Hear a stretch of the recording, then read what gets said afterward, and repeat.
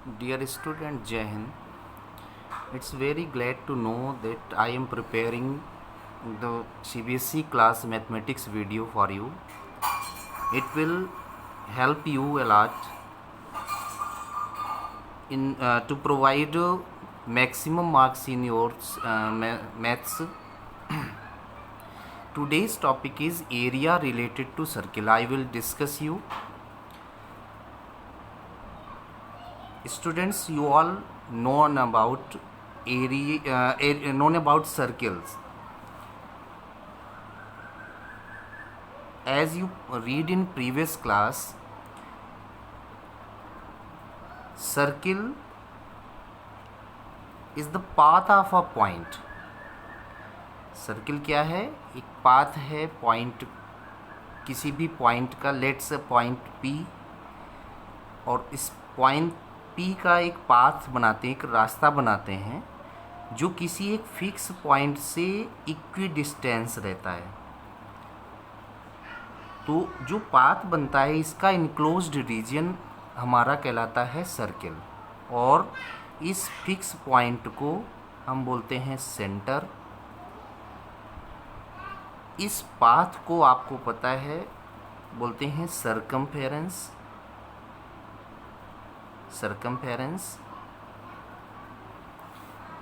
Now the main topic of circle that we have to learn in this chapter, the area related to the part of circles.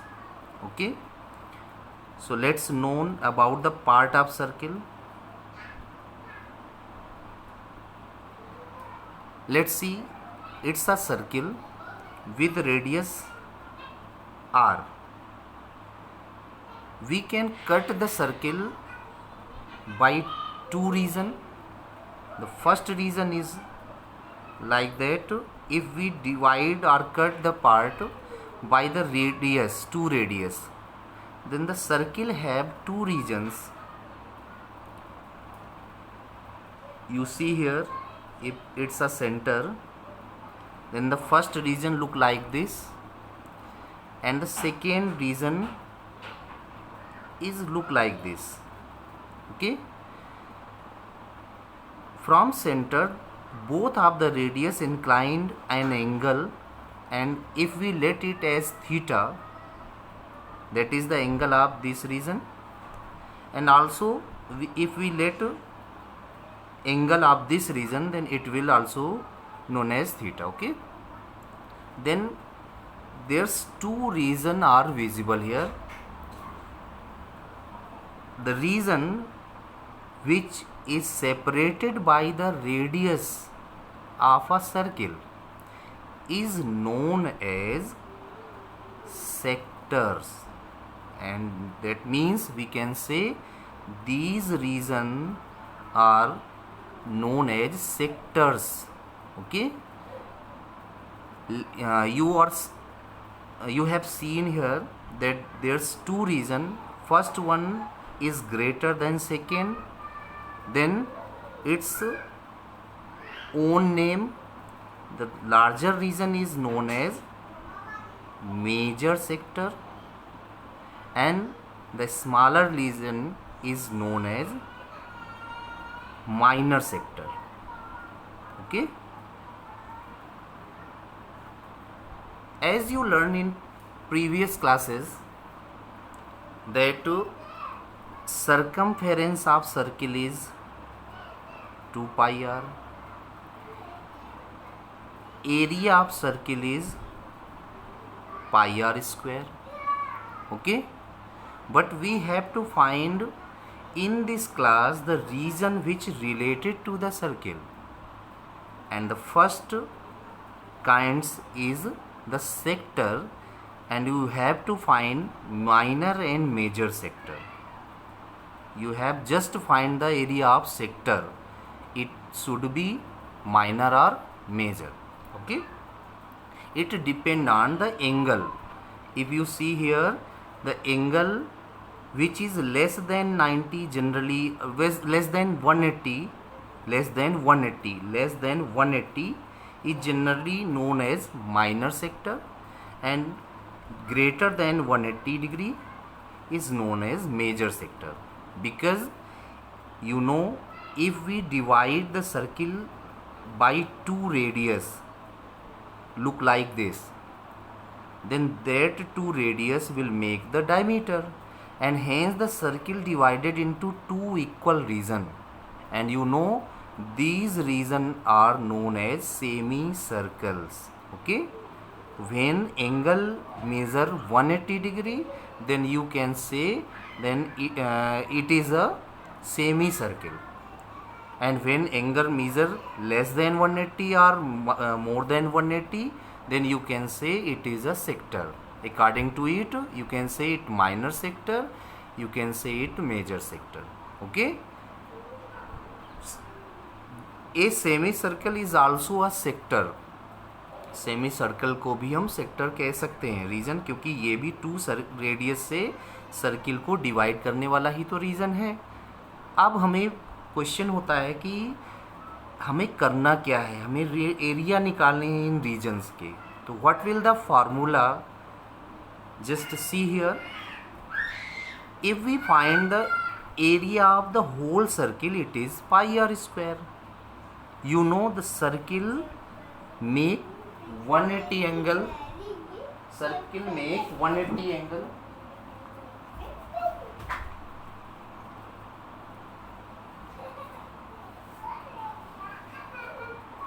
in one side of semicircle, circle make 360 angle.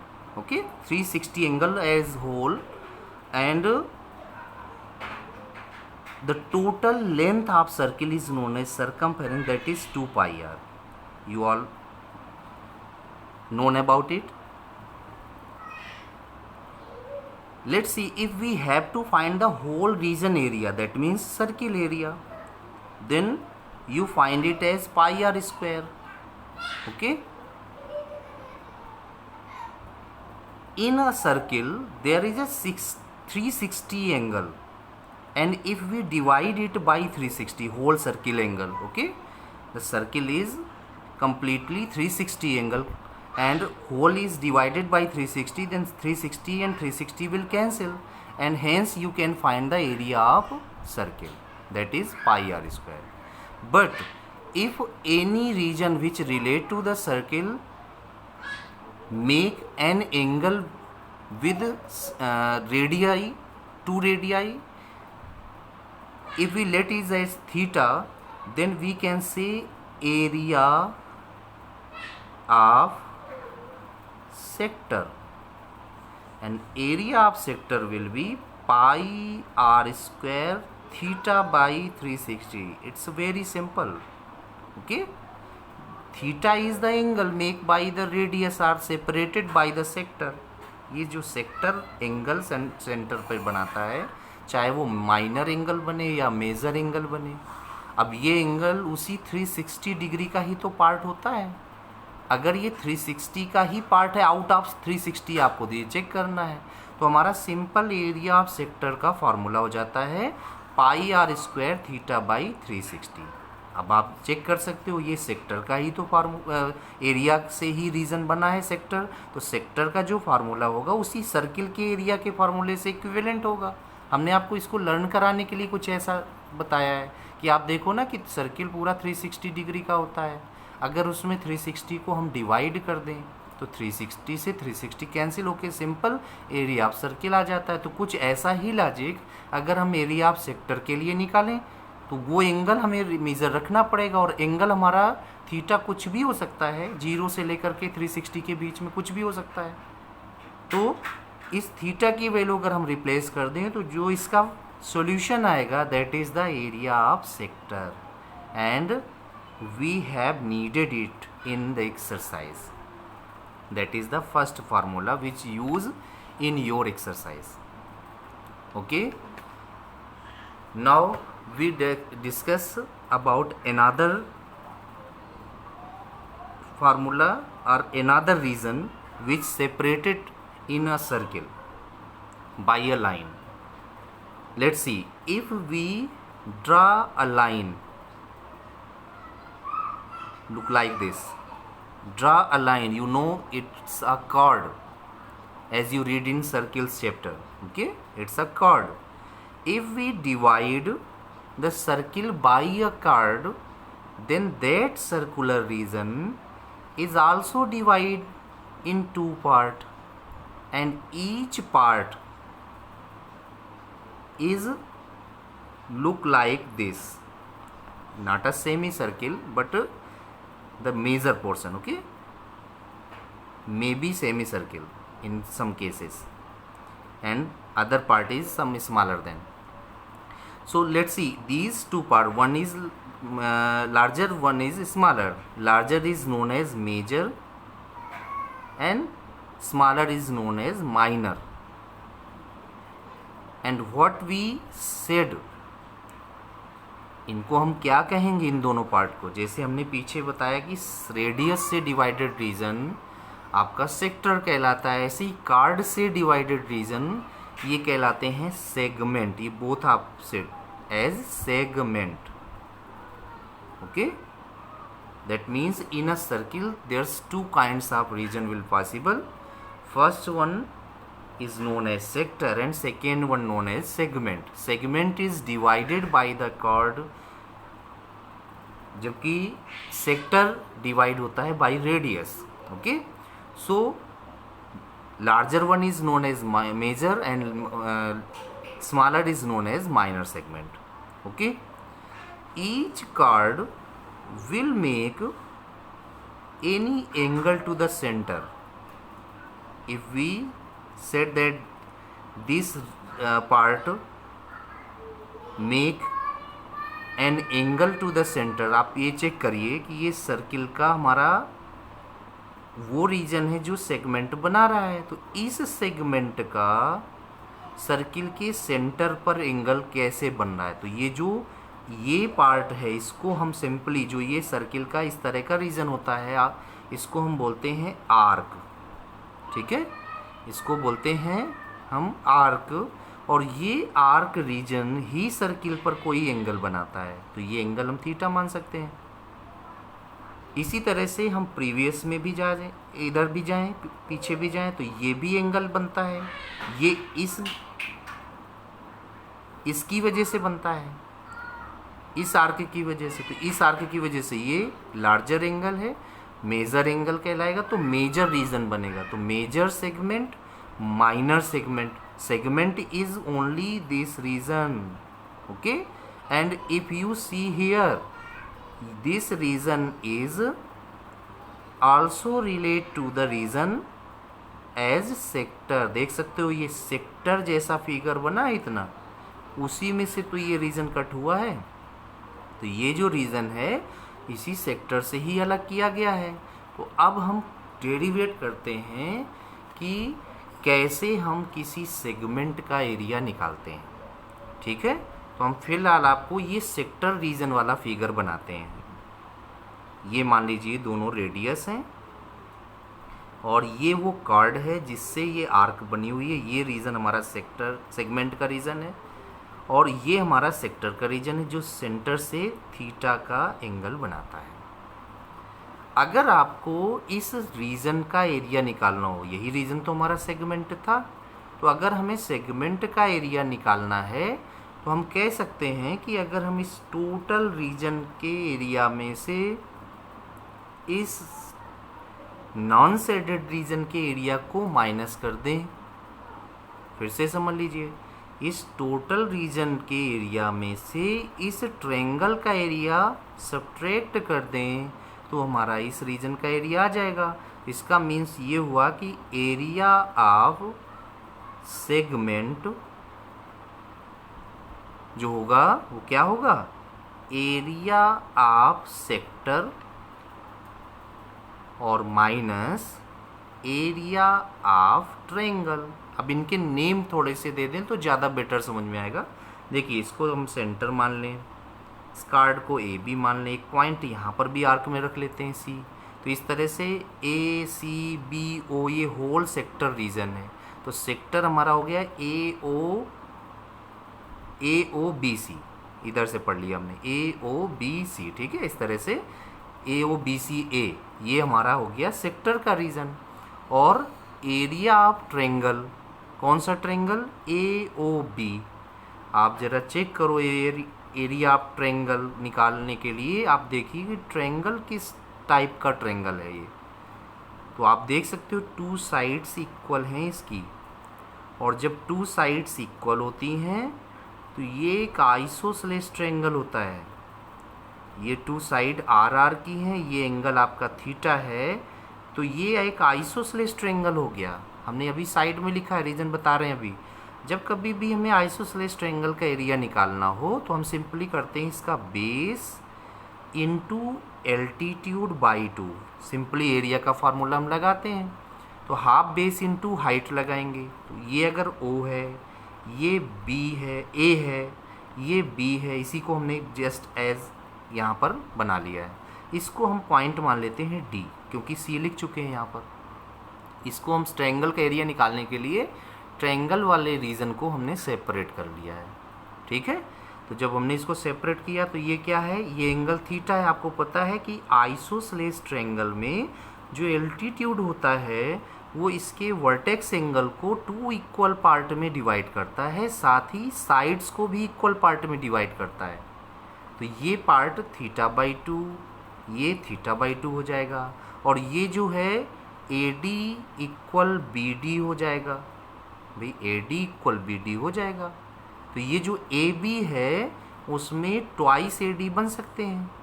इसको हम ए B by 2 भी कह सकते हैं। A D equal B D equal A B by 2। Clear होगा। अब हम बढ़ते हैं इसकी तरफ। तो देखिए, अगर ये सेक्टर सेंटर पर थीटा एंगल बनाता है तो अभी आपने पीछे फार्मूला इसका पढ़ा एरिया का, पाई आर स्क्वायर थीटा बाई 360। तो इसको निकालने में तो आपको कोई भी प्रॉब्लम नहीं होगी, या आप इसको कम्प्लीटली निकाल सकते हैं। अब उसमें से area of triangle A O B को माइनस करना है। तो देख सकते हो ए ओ बी का ट्रायंगल का एरिया निकालने के लिए आप फार्मूला लगाओगे, half A B into O D. ठीक है, A B into O D. अब इस चीज़ को थोड़ा सा समझना है। कैसे समझना है, आप देखिए ये जो पोर्शन है ये यहाँ पर राइट एंगल ट्रायंगल बनेगा। तो इसको हम साइड में करके यहाँ पर आपको राइट एंगल ट्रायंगल्स की तरीके दिखाते हैं। ये हम इतना हाफ पोर्शन लेते हैं, ये हमारा एंगल थीटा बाई 2 है। ठीक है, ए डी की लेंथ ये है और ओ ये है। अब आपकी ये वाली साइड गिवन है आर। ठीक है, यहाँ पर हम थोड़ा सा ट्रिग्नोमेट्री का यूज करेंगे। क्यों यूज करेंगे, क्योंकि भाई हमें इसकी साइड और ये साइड का हमें वैल्यू चाहिए होगा। तो आप देखिए, अगर इस राइट एंगल ट्रायंगल में अगर हम साइन एंगल हमारा थीटा बाई 2 है तो साइन थीटा बाई 2 की वैल्यू निकालें तो आपको याद होगा साइन जो होता है वो होता है परपेंडिकुलर अपान हाइपोटेनस, यानी ये होता है ए डी बाई ए ओ। समझ में आ गया, ए डी बाई ए ओ। अब आप इससे ज़रा ए डी की वैल्यू निकालो, तो ए डी जो होगा, ए ओ तो रेडियस है, तो ये रेडियस साइन थीटा बाई 2 बन जाएगी। ठीक है, ए डी की वैल्यू निकल आएगी। इसी तरह से अगर इसी ट्रायंगल में हम कॉस थीटा बाई 2 की बात करें तो कॉस थीटा बाई 2 क्या होता है, ये होता है बेस अपान हाइपोटेनस, और बेस है ओ डी बाई हाइपोटेनस है ए ओ।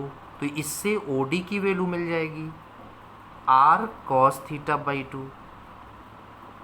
हमारा आधा काम, आधे से ज़्यादा काम यहाँ पर हो गया। कैसे, अब देखो ये हमारा as it is pi r square theta by 360 degree, okay, और minus half base A B, और ए बी को आप फिगर में देखिए ज़रा, ए बी जो है ट्वाइस ए डी लिखा जा सकता है, तो इसको हम 2 ए डी कह सकते हैं, और इनटू ओ डी। ठीक है, तो ये 2 से 2 कैंसिल हो जाएगा। आगे हमारा result pi r square theta by 360 degree और माइनस ए डी की वैल्यू और ओ डी की वैल्यू दोनों ही हम निकाल चुके हैं पीछे, तो ये दोनों की दोनों वैल्यू यहाँ से रिप्लेस कर लेंगे। तो ये क्या हो जाएगी, आर साइन थीटा बाई 2 और into r cos theta by 2। ठीक है, तो ये आर और ये आर स्क्वायर बना लेंगे। Sign theta by 2 cos theta by 2 यहाँ पर बचा रहेगा। यानी हमारा एरिया ऑफ सेगमेंट ये आ गया pi r square theta by 360 minus r square sine theta by 2 cos theta by 2। Generally ये फार्मूला आपके बुक में नहीं प्रोवाइड है, ये फार्मूला होता है। अब इसका एक और फॉर्म होता है जो आपकी बुक में गिवन है। तो इसके लिए एक फार्मूला है ट्रिग्नोमेट्री का, ये फार्मूला यानी ये आइडेंटिटी है, ये आपको अभी 10th में यूज़ नहीं कराई गई, लेकिन आप इसको लर्न कर लीजिए। ये होती है sine 2 theta equal 2 sine theta by 2 cos theta by 2। Clear? यहाँ पर अगर 2 थीटा है तो ये केवल थीटा होगा, 2 sine theta into cos theta. अब देखिए, इससे अगर हम केवल साइन थीटा की बात करें तो यहाँ पर ये sign theta by 2 just half होता है। यहाँ 2 थीटा है तो ये थीटा होता है, राइट? यहाँ पर ये थीटा होता है। और अगर ये केवल थीटा होगा तो यहाँ पर ये थीटा की जगह पर थीटा बाई 2 आ जाएगा सिंपली। तो ये चीज़ हमें यहाँ से मिल जाएगी, ये फार्मूला मिल जाएगा sine theta equal 2 sine theta by 2 cos theta by 2। अब आप इसमें देखिए, यहाँ पर sign theta by 2 cos theta by 2 आया हुआ है। तो अगर हम इस sign theta by 2 cos theta by 2 में अगर 2 को और इंक्लूड कर लें तो ये साइन थीटा की रिप्लेसमेंट होगी। तो हम क्या करते हैं, अगला स्टेप उसी फार्मूले का देखना, एरिया ऑफ सेगमेंट। देखो बच्चों, एक और तरीका है किसी भी सेगमेंट को रिप्रेजेंट करने का, एक शॉर्ट फॉर्म में एरिया ऑफ सेगमेंट। हम सफिक्स में इस तरह से एक सेगमेंट बना लेते हैं तो बहुत सारी लैंग्वेज हम बच जाएंगे, विदाउट लैंग्वेज के हम ऐसे सॉल्यूशन कर सकते हैं।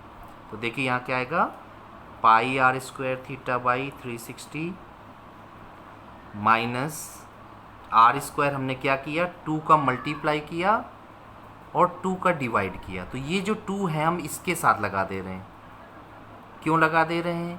क्योंकि यहाँ से हमें ये फार्मूला जैसा दिखने लगे, और इसकी जगह पर अगर हम पाई आर स्क्वायर थीटा बाई 360 और माइनस आर स्क्वायर बाई 2 तो ये बना रहेगा।